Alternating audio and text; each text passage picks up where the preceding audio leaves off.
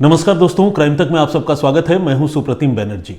आमतौर पर इस वक्त मैं जब भी हाजिर होता हूं किसी मर्डर मिस्ट्री के साथ और पुलिस इन्वेस्टिगेशन की डिटेल्स के साथ आप सबसे मुखातिब होता हूं, लेकिन कभी कभी कुछ ऑफ बीट स्टोरीज के साथ जो लीक से अलग हटकर हो, उस तरह की कहानियों के साथ भी आप लोगों के सामने आता हूं। और आज मैं एक ऐसी ही कहानी के साथ आप सबके सामने हाजिर हुआ हूं।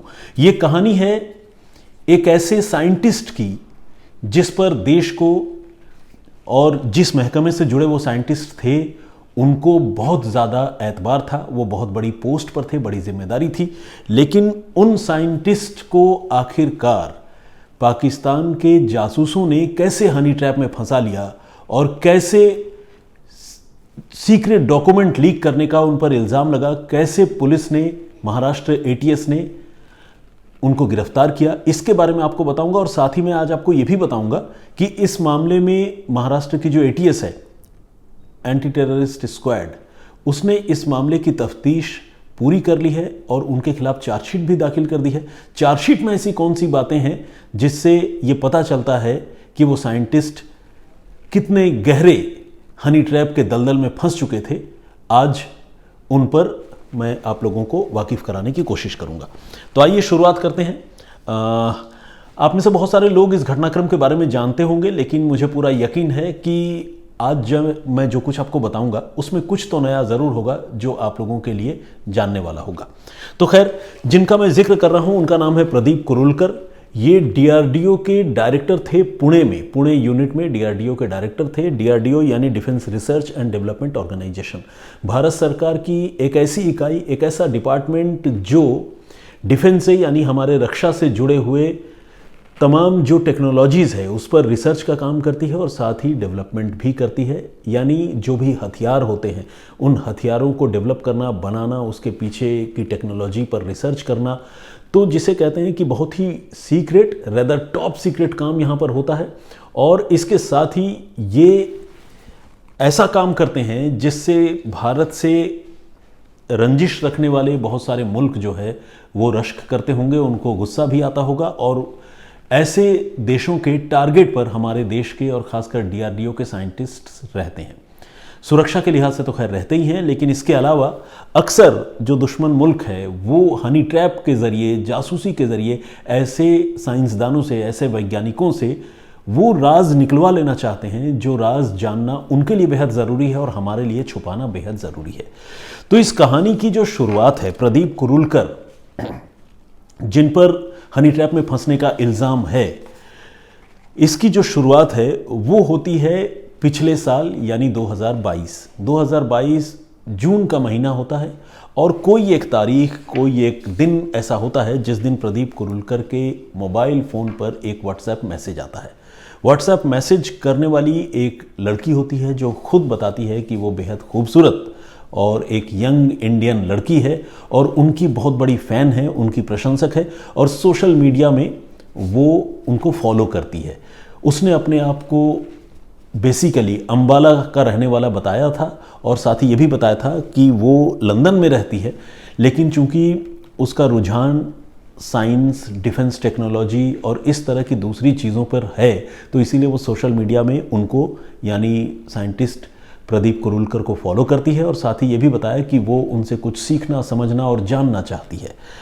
उस लड़की ने अपना नाम ज़ारा दासगुप्ता बताया था। नाम से बेशक अंबाला का कोई रिलेशन न हो, नाम से वो बंगाली लग रही है, खासकर सरनेम से, लेकिन उसने अपनी रिहाइश जो है भारत में अंबाला का बताया था। तो प्रदीप कुरुलकर ने जाहिर है पहली बार में इस मैसेज को शायद उतनी तवज्जो नहीं दी, लेकिन इसके बाद इसी नंबर से कुछ एक जब और मैसेजेस आने लगे तो फिर प्रदीप कुरुलकर उस लड़की को रिस्पॉन्ड करने लगे, उनको जवाब देने लगे। इससे पहले कि ये कहानी और आगे बढ़े, मैं आपको ये बात बताऊं कि प्रदीप कुरुलकर की उम्र जो है 59 साल की है और जब वो हनी ट्रैप में फंसे उससे महज 6 महीने बाद उनके रिटायरमेंट की तारीख थी, यानी वो रिटायर होने वाले थे। तो जिसे कहते हैं ना कि एक माझी अपनी नाव लेकर चला था और बिल्कुल साहिल पे आकर जो है उसने अपनी नैया डुबो दी। तो प्रदीप कुरुलकर के साथ यही हुआ। अब ये जो लड़की है वो लगातार प्रदीप कुरुलकर से मोबाइल फ़ोन पर, कभी व्हाट्सएप के ज़रिए, कभी किसी और तरीके से चैट करती रही। और ये चैट जो है शुरू में तो पढ़ने पढ़ाने, सीखने, जानने, समझने के इरादे से शुरू हुआ और फिर धीरे धीरे वो ऐसी अदाएँ, ऐसी हरकतें चैट्स में करती रही जिसे देखकर प्रदीप कुरुलकर का दिल जो है वो फिसलता रहा। और एक वक्त ऐसा आया जब कुरुलकर साहब पूरी तरह फिसल गए। और पूरी तरह फिसलने का मतलब ये है कि अब वो लड़की उसी नंबर से, जिस नंबर से उसने चैट की शुरुआत की थी, उससे कुरुलकर को न्यूड तस्वीरें और न्यूड मैसेजेस, वीडियोस वगैरह भेजने लगी। और कुरुलकर साहब इन तस्वीरों पर और उस लड़की पर कुछ इतना फिदा हो चुके थे कि इन तस्वीरों और वीडियोस के बदले में वो अपने डिपार्टमेंट से जुड़ी हुई तमाम जानकारियां साझा कर रहे थे। और ऐसी जानकारियां साझा कर रहे थे जिन्हें मैंने पहले ही कहा कि सीक्रेट नहीं, टॉप सीक्रेट कहा जाता है। डीआरडीओ, आईबी या रॉ में जो भी लोग काम करते हैं उनको ये ख़ास हिदायत होती है कि वो बाहर मिलने जुलने वाले अपने दोस्त यारों की तो बात छोड़िए, अपने परिवार के लोगों से भी अपने महकमे में जो कामकाज होता है उसके बारे में कोई डिस्कशन ना करे, कोई चर्चा ना करे। तो ये क्यों किया जाता है? ये इसलिए किया जाता है कि कहीं गलती से भी कोई इंफॉर्मेशन लीक होकर कहीं ना चली जाए। और यहाँ पर कुरुलकर साहब उस लड़की पर कुछ इतने मेहरबान हो गए थे कि लगातार उसको एक से बढ़कर एक तमाम खुफिया जानकारियां दे रहे थे। और ये जो जानकारी थी वो आपको जानकर हैरानी होगी कि उस तरह के मिसाइल्स के बारे में, उस तरह की टेक्नोलॉजी के बारे में थी जिसके बारे में हमारे दुश्मन मुल्क हमेशा जानना चाहेंगे। अग्नि मिसाइल, मेटेओर मिसाइल, राफेल एके सिस्टम, एस्ट्रा मिसाइल और ब्रह्मोस मिसाइल जैसी टेक्नोलॉजीज़ के बारे में कुरुलकर साहब उस लड़की से बातचीत करते थे और उसको इन्फॉर्मेशन शेयर करते थे। वो लड़की बेबी बेबी कहकर इन बुज़ुर्ग हज़रत साहब से बात किया करती थी और ये भी बदले में बेबी बेबी कहकर जो है सारी बातें उसको बता दिया करते थे। और ये बात मैं कोई अपने मन से नहीं, बल्कि एटीएस ने, महाराष्ट्र एटीएस ने उनके खिलाफ जो चार्जशीट दाखिल की है, उस एटीएस में उन्होंने जिस कन्वर्सेशन का जिक्र किया है उसमें एक दूसरे के लिए ये लोग इस तरह के संबोधन का इस्तेमाल कर रहे हैं। तो आप उस रिलेशनशिप की इंटीमेसी को समझ सकते हैं। लेकिन इस कहानी में जो और एक अजीब बात है वो ये है कि इतने समय से वो लड़की चैट कर रही थी। मैंने आपको बताया कि इस सिलसिले की शुरुआत हुई थी जून 2022 से और ये सब कुछ जो है वो चलता रहा दिसंबर 2022 तक। जून, जुलाई, अगस्त, सितंबर, अक्टूबर, नवंबर, दिसंबर, 7 महीने। इतने समय तक बातचीत करते रहे, सारी जानकारियां देते रहे, लेकिन इन जनाब को उस लड़की ने अपना चेहरा एक बार भी नहीं दिखाया। यह भी एक अजीब सी बात है। मतलब बिना चेहरा देखे हुए सिर्फ मोबाइल फ़ोन पर चैट करके और कुछ अश्लील तस्वीरों के बदले इतने सीनियर साइंटिस्ट ने इस तरह की क्रूशियल इंफॉर्मेशन, क्रूशियल जानकारी जो है वो लीक कर दी। और इसके बाद जब इनको एहसास हुआ कि इनसे गलती हो रही है, एक वक्त या एक मुकाम ऐसा आया तो इन्होंने फिर उस लड़की का नंबर ब्लॉक कर दिया। और ये वो वक्त था जब डीआरडीओ को इनके इस करतूत की भनक लग चुकी थी और डीआरडीओ ने अपने तौर पर इस मामले की जांच शुरू कर दी थी। तब जब इन्होंने उस नंबर को ब्लॉक किया तो उस लड़की ने फिर किसी दूसरे भारतीय नंबर से इनको मैसेज भेजा और पूछा कि आपने मेरा नंबर ब्लॉक क्यों कर दिया। लेकिन तब तक कुरुलकर साहब को भी शायद एहसास हो गया था कि उनसे गलती हो गई है और डीआरडीओ ने जब जांच शुरू की तो धीरे धीरे परतें इस रिलेशनशिप की और रिलेशनशिप के ज़रिए लीक हुई इंफॉर्मेशन की खुलती चली गई। और फिर एक वक्त ऐसा आया जब इस मामले की जांच जो है वो महाराष्ट्र एटीएस के हवाले की गई और महाराष्ट्र एटीएस ने उन्हें इस साल 3 मई को गिरफ्तार कर लिया।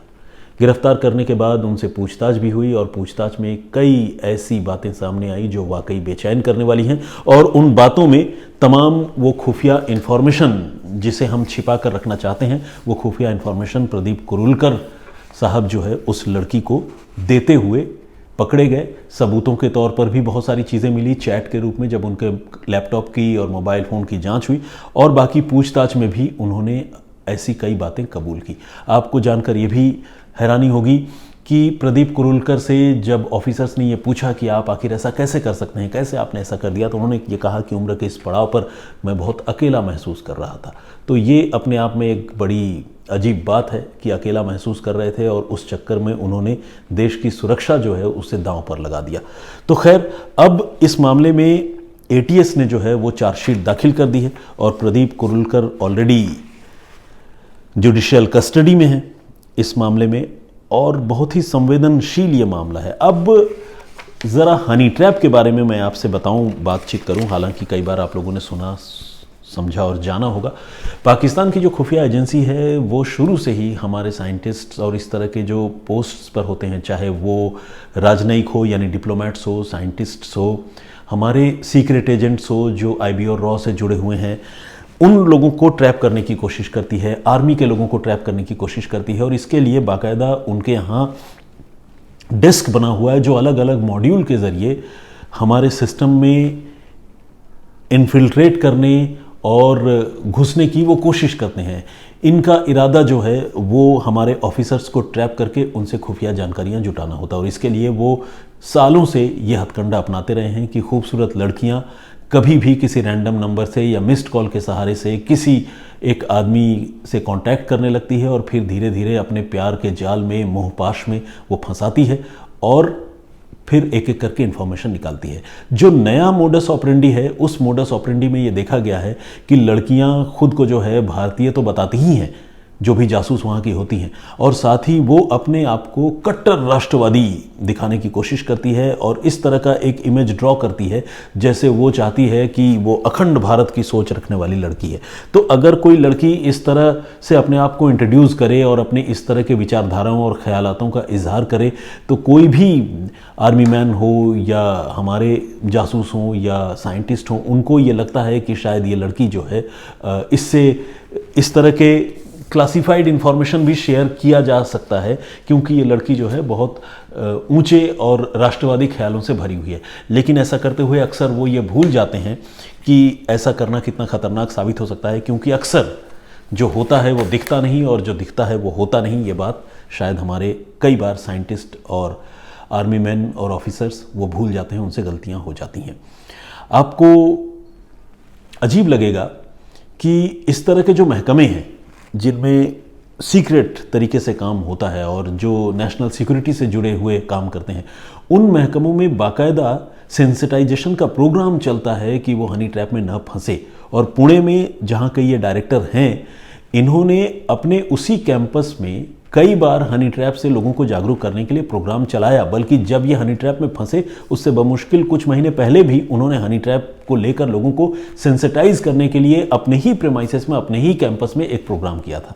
लेकिन हैरानी की बात यह है कि जो ज्ञान वो दूसरों को दे रहे थे, खुद जब अमल की बात आई तो उस पर चलना वो भूल गए। और यही वजह है कि रिटायरमेंट से महज 6 महीने पहले कुरुलकर साहब गिरफ्तार हो गए और उनके खिलाफ कई सारे सबूतों के साथ अब ATS ने अदालत में चार्जशीट दाखिल कर दी है। अदालत इस मामले पर क्या फैसला करती है, कुरुलकर को दोषी ठहराया जाता है या उन सबूतों को अदालत नाकाफ़ी मानती है और फिर इनको बरी कर देती है, ये देखने वाली बात होगी। लेकिन ये वक्त, ये दिन कुरुलकर साहब के लिए ज़रूर मुश्किल भरे हैं और मैं ये कहूँगा कि जाने अनजाने ही सही उन्होंने जो काम किया है शायद वो नाकाबिले बर्दाश्त है। बहरहाल आज की इस पेशकश में इतना ही। आई होप कि आपको कुछ नया सुनने, समझने और जानने का मौका मिला होगा और साथ ही ये भी समझने का मौका मिला होगा कि किस तरह से जो दुश्मन मुल्क के लोग हैं वो हमारे लोगों को, हमारे जो टॉप साइंटिस्ट्स और इस तरह के सीक्रेट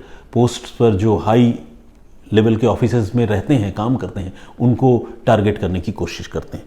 तो खैर, बहुत धन्यवाद। लेकिन इस सिलसिले को ख़त्म करने से पहले जो मैंने प्रीवियस स्टोरी आप लोगों को सुनाई थी, एक ऐसी मर्डर मिस्ट्री जिसको पुलिस ने एक सफ़ेद रुमाल और लाल रिक्शे की बदौलत सॉल्व करने में कामयाबी हासिल की थी, उस पर कुछ लोगों ने कमेंट किया है। तो आइए कुछ लोगों के नाम पढ़ता हूँ। मामोनी बोरगोहा का कमेंट है, रेगुलर कमेंट करती हैं, बहुत बहुत धन्यवाद आपका, अभिनंदन आपका। और इसके साथ ही अभिनंदन कुमार जी ने भी कमेंट किया है, बहुत बहुत धन्यवाद आपका। अली इमरान साहब, रूपा चट्टोपाध्याय, इकराम आलम साहब, कैजर कुंदन, इन्होंने भी कमेंट किया है, बहुत धन्यवाद आपका। सोनम यंग जोम, वंडरफुल नैरेशन इन्होंने लिखा है। हर्षिता चतुर्वेदी जी कमेंट करती हैं और इन्होंने लिखा है, really miss Duo of you and Lokendra sir.